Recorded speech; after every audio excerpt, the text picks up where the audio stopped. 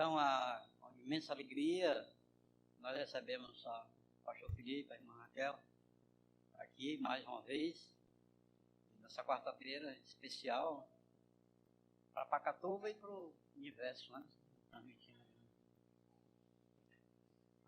Então, eu quero deixar o pastor Felipe à vontade, ele vai falar um pouco do seu ministério e um desafio da palavra de Deus sobre a oração para nós, hoje à noite. Eu quase que não conseguia vir de lá para cá, viu? Louvar ao Senhor, né? Maravilhoso. Então, pastor, fique à vontade.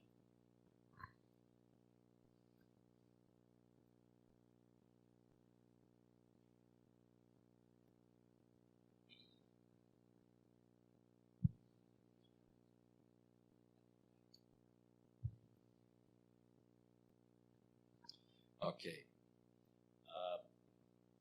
Nós chegamos no Brasil em 1980. Eu nasci no Hospital César Caos, em Fortaleza, há muitos anos atrás. Não vou nem dizer a data, mas mais de 60 anos atrás. Eu sou natural de Quixeramobim. Os meus pais eram missionários plantando uma igreja bíblica na cidade de Quixeramobim, no interior. Cresci aqui em Fortaleza, desde os 7 anos de idade nós mudamos para Pajuçara.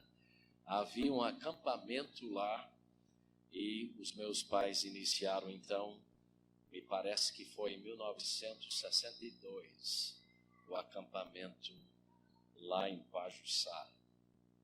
E dali começamos a igreja em Pajuçara e, completando o ensino médio, fui aos Estados Unidos, fiz faculdade.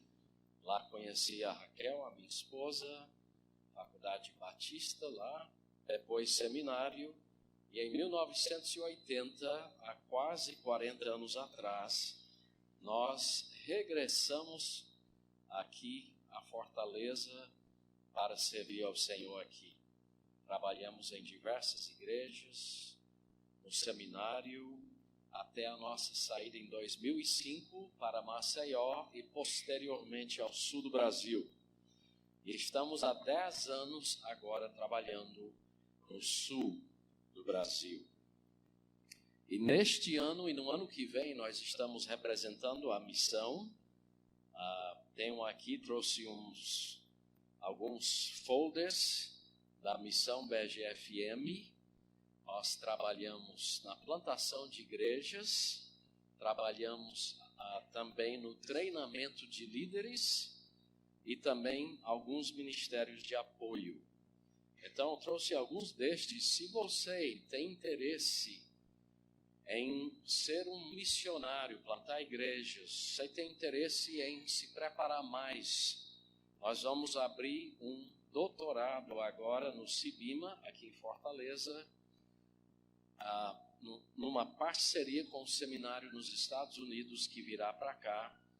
E o pastor Tiago Albuquerque, não sei se ele veio aqui, será a pessoa que irá coordenar esse doutorado. Inclusive, ele mesmo está fazendo o PhD dele nesse seminário nos Estados Unidos. Então, se você quiser mais informações sobre a nossa missão, sobre ministério de plantar igrejas, mais informações sobre talvez continuar os estudos, ter mestrado, doutorado, então eu vou deixar algumas cópias com o pastor Luiz, e aqui tem todas as informações da missão, e atrás tem aonde você pode entrar em contato conosco, ok? Temos o site agora da missão também em português.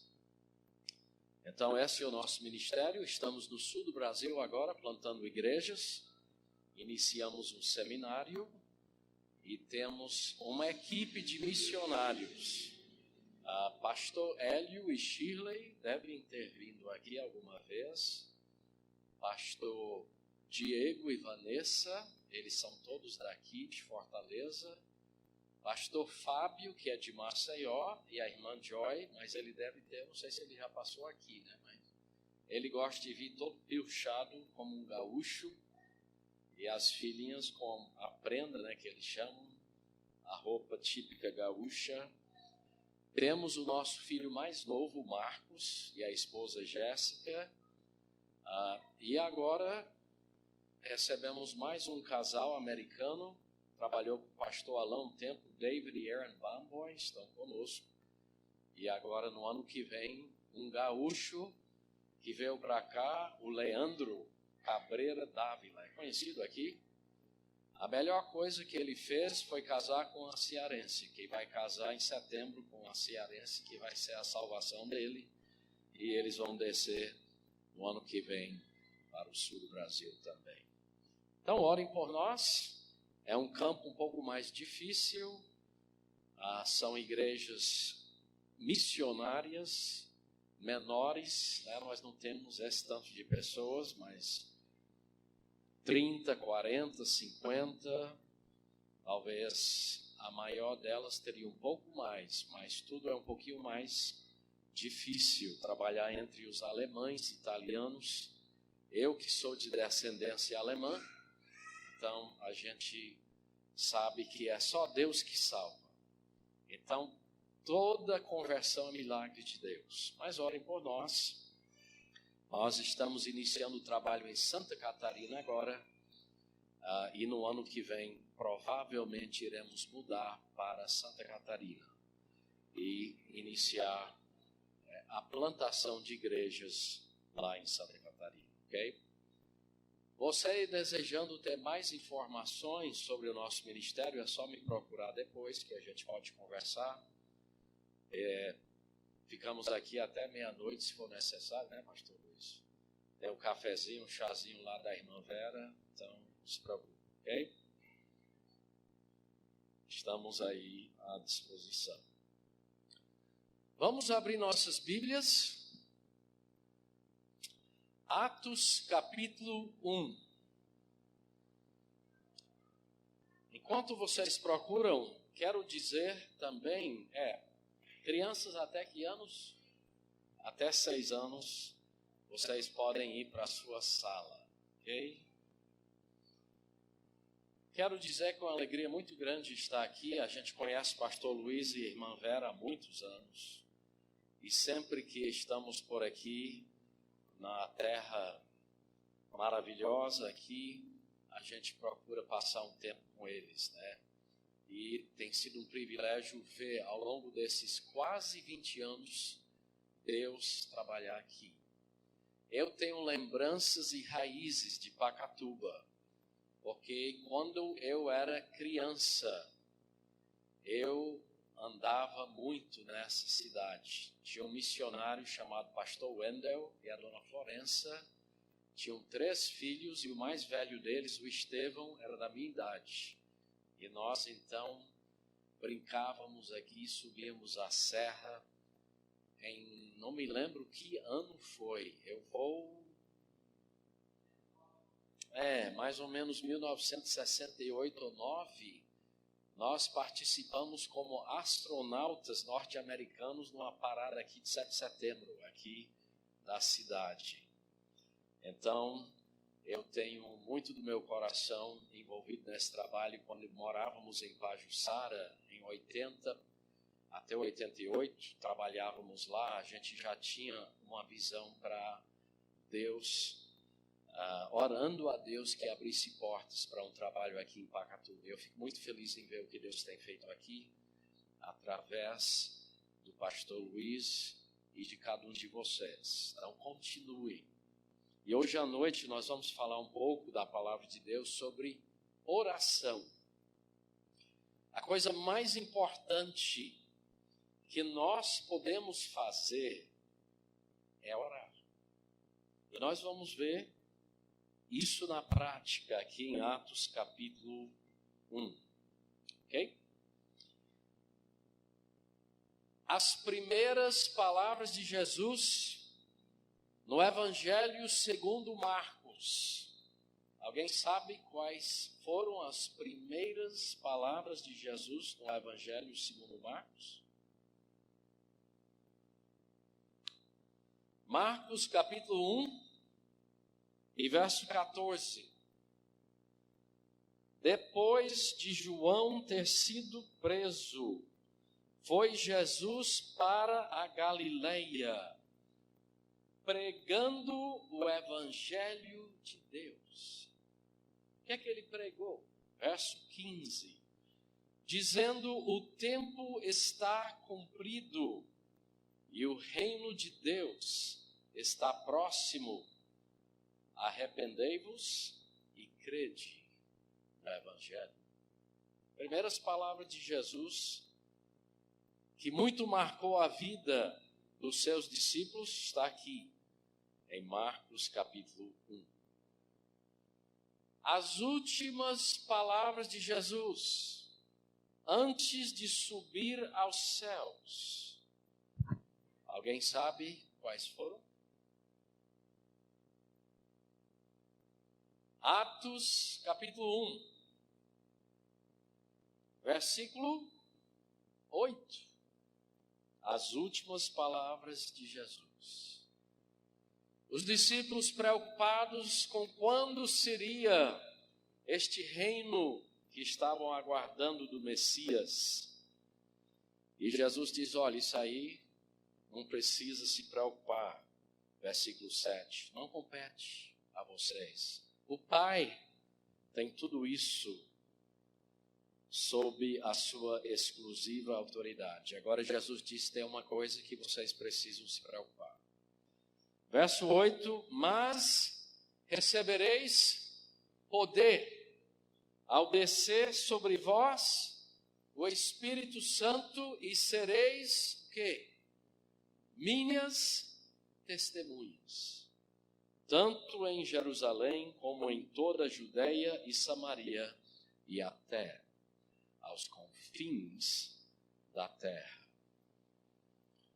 Jesus terminou de falar essas palavras e o que aconteceu?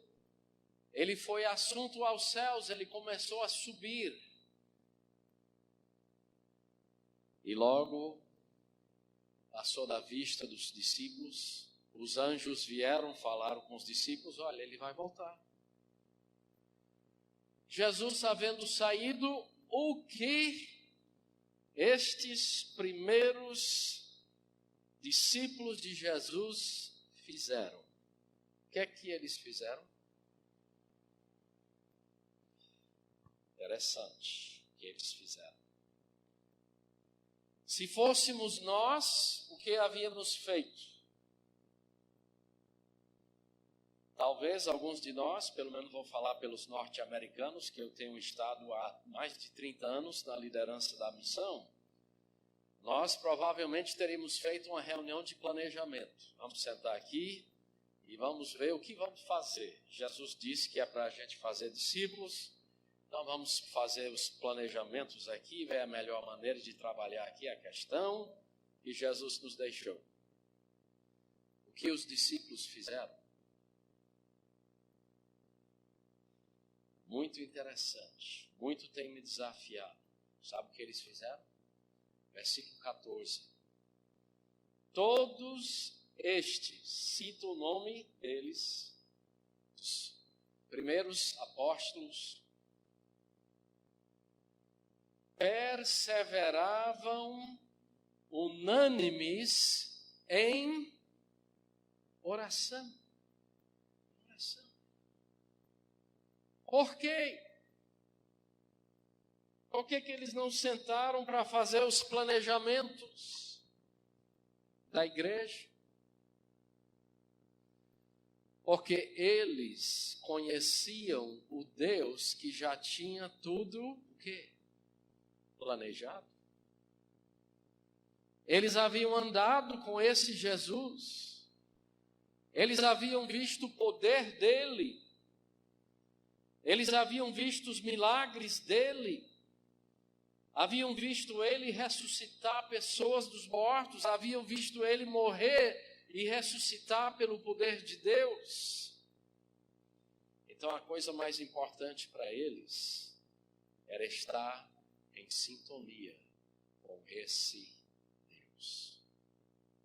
E o nosso texto diz que eles perseveravam. Essa reunião de oração, creio eu, não foi de apenas 1 hora, ou duas. Porque em versículo 15, diz, naqueles dias levantou-se Pedro. Não diz naquela hora. Então, tudo indica que provavelmente esse período de oração durou vários dias. E eles perseveravam na oração. Eles queriam estar prontos quando Deus abrisse as portas para o início da igreja em Jerusalém, Atos 2. Creio que eles nem entendiam bem o que ia acontecer. Jesus havia dito em Mateus 16, eu edificarei a minha igreja, mas eu acho que eles não entendiam bem como que seria isso. Mas eles conheciam esse Filho de Deus. Eles sabiam do poder dele.